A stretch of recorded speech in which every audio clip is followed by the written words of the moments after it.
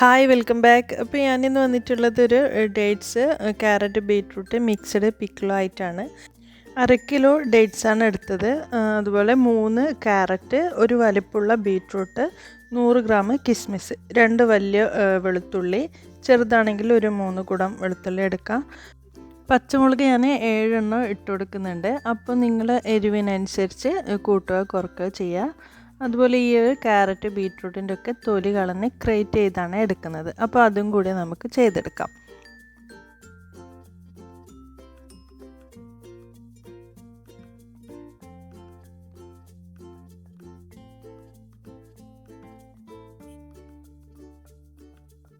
ഞാൻ carrot beetroot രണ്ടും ഒരുമിച്ചാണ് ഗ്രേറ്റ് ചെയ്തെടുത്തിട്ടുള്ളത്.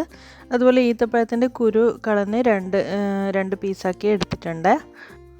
അപ്പോൾ ആദ്യം നമുക്ക് ഈത്തപ്പഴത്തിലോട്ട് വിനീഗറും ഉപ്പും ചേർത്തൊന്ന് നന്നായി മിക്സ് ചെയ്ത് മാറ്റി വെക്കാം.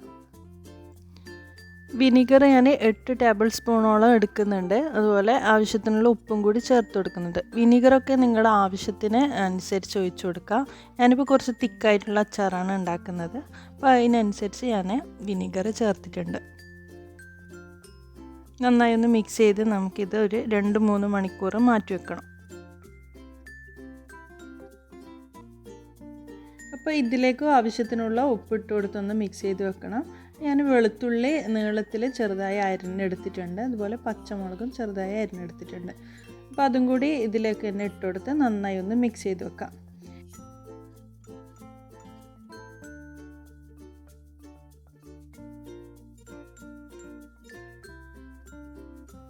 ഇതുപോലെ ഉപ്പിട്ട് വെച്ച് ഒരു ദിവസം മുഴുവനായിട്ട് വെക്കുന്നുണ്ടെങ്കിൽ നല്ലത്, അല്ലെങ്കിൽ ഒരു 3 മണിക്കൂറെങ്കിലും വെക്കാം.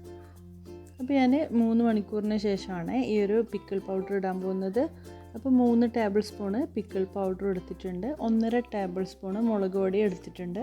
അപ്പോൾ ഇത് നന്നായി ഒന്ന് ഇതിലേക്ക് മിക്സ് ചെയ്തെടുക്കാം.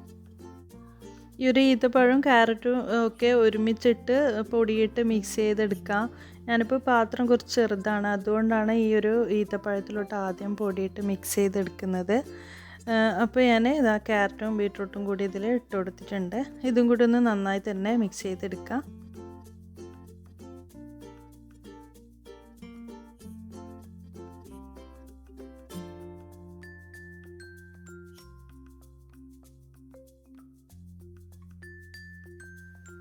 ഇനി നമുക്ക് മിക്സിങ് കഴിഞ്ഞു. ഇപ്പോൾ ഇതിലോട്ട് ഇനി ചേർക്കാനുള്ളത് കടുക് വറുത്തിടണം. അതുപോലെ കിസ്മിസും കൂടി ചേർത്ത് കൊടുക്കണം.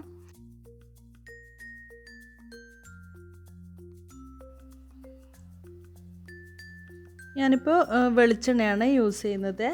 അപ്പോൾ 4 ടേബിൾ സ്പൂണോളം വെളിച്ചെണ്ണ ഒഴിച്ച് കൊടുത്തിട്ടുണ്ട്. അപ്പോൾ എണ്ണ നന്നായി ചൂടായി തുടങ്ങുമ്പോൾ തന്നെ 1 ടീസ്പൂണ് കടുക് ഞാൻ ചേർത്തിട്ടുണ്ട്. അപ്പോൾ കടുക് പൊട്ടി തുടങ്ങുമ്പോൾ നമുക്ക് ഒരു പിടിയോളം കറിവേപ്പിലയും കൂടി ഇതിലേക്ക് ചേർത്ത് കൊടുക്കാം. അപ്പോൾ കറിവേപ്പില ചേർത്ത ഉടനെ തന്നെ നമുക്ക് കിസ്മിസും കൂടി ഇതിലോട്ട് ഇട്ട് കൊടുക്കാം.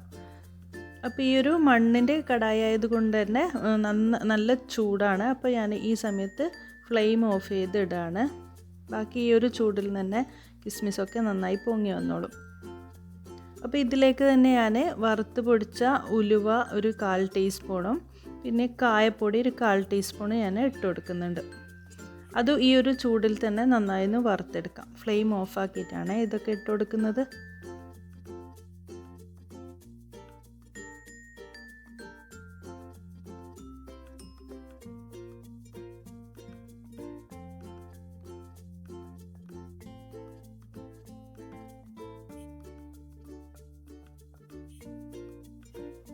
അപ്പോൾ ഈ ഒരു ചൂടോടെ തന്നെയാണ് ഞാൻ ഈ മിക്സിലോട്ട് ഇത് ഒഴിച്ചു കൊടുക്കുന്നത്. ഇനി നമുക്ക് ഇതെല്ലാം കൂടി ഒന്ന് നന്നായി തന്നെ മിക്സ് ചെയ്തെടുക്കണം.